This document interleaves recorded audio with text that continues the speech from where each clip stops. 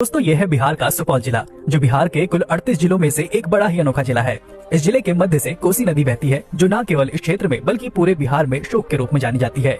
वैदिक काल से ही सुपौल जिला मिथिलांचल का हिस्सा रहा है तथा हिंदू पौराणिक कथाओं में इस क्षेत्र को मत्स्य क्षेत्र भी कहा जाता है। यहाँ की मिट्टी मुख्य रूप से रेतीली है, कुछ जगहों पर ये एसिडिक है तो कहीं ये मूल रूप से प्राकृतिक भी है। सुपौल जिले का कुल क्षेत्रफल लगभग 2420 वर्ग किलोमीटर है और ये कोशी प्रमंडल के अंतर्गत आता है। इस जिले का आधिकारिक गठन 14 मार्च 1991 को हुआ था।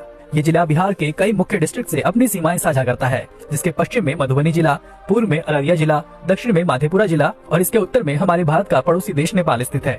और दोस्तों यदि हम बात करें इस जिले के न्यूमेरिकल डाटा के बारे में तो 2011 की सेंसस के आधार पर सुपौल जिले की कुल जनसंख्या तकरीबन 22 लाख है।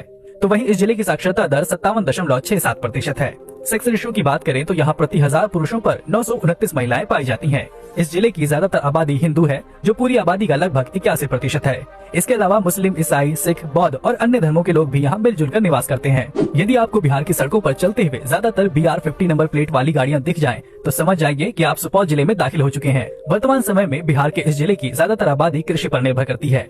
यहाँ पर धान, गेहूँ, मक्का, मूंग, पटसन, केला आदि की पैदावार काफी अच्छी होती है। दोस्तों क्या आप जानते हैं कि विख्यात बॉलीवुड गायक उदित नारायण झा का ननिहाल भी इसी जिले में स्थित है, जो उनका जन्म स्थान भी कहा जाता है। इसके अलावा लोक गायिका शारदा सिन्हा एवं स्वर्गीय पंडित ललित नारायण मिश्र यहाँ के विशिष्ट व्यक्तित्व के रूप में मशहूर हैं। यहाँ की मुख्य भाषाओं की बात करें तो यहाँ हिंदी और मैथिली बोली जाती है। वैसे सुपौल का इतिहास भी बड़ा ही गौरवशाली रहा है। छोटे छोटे राजाओं के दौर में सुपौल जिले में गणपत सिंह, नरपत सिंह, सुरपत सिंह और भूपेंद्र सिंह नारायण जैसे कई राजाओं की अपनी गढ़ी भी हुआ करती थी। राजाओं के दौर में उनके रियासत के अवशेष अब भी यहाँ मौजूद हैं। दोस्तों अगर आप घूमने फिरने के शौकीन हैं, तो बिहार में ये जिला आपका फेवरेट डेस्टिनेशन हो सकता है।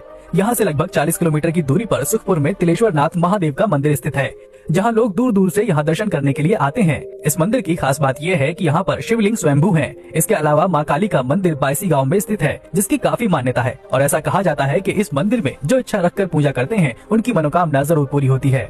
इसके अलावा बायसी गांव में ही बॉलीवुड के मशहूर प्लेबैक सिंगर उदित नारायण का जन्म भी हुआ था। कोसी नदी पर कोसी बैराज भी काफी सुंदर है, जो कि 1150 मीटर लंबा और 10 मीटर चौड़ा है और इसमें 56 गेट हैं। यहाँ का नजारा देखने लायक होता है। यहाँ पर ठंडी ठंडी हवाओं के साथ दूर दूर तक पानी को देखना अपने आप में ही अद्भुत लगता है। इसके अलावा अनूठी वास्तुकला के लिए गणपतगंज का विष्णु मंदिर पूरे देश में प्रसिद्ध है, जो कि चेन्नई के कांचीपुरम मंदिर की वास्तुकला से मेल खाता है। ये मंदिर भगवान विष्णु को समर्पित है, जो कि अपनी भव्यता के लिए पूरे विश्व में प्रसिद्ध है। इन तमाम जगहों के साथ ही कुछ और सुपौल के इलाके भी आपको खास आकर्षित करेंगे। तो अगर आप यहाँ घूमने का मन बना चुके हैं, तो आप यहाँ हवाई, रेल और सड़क तीनों मार्गों से पहुँच सकते हैं। राजविराज यहाँ का निकटतम हवाई अड्डा है, तो वहीं पटना और सहरसा से आपको आसानी से ट्रेन की सुविधा भी मिल जाएगी।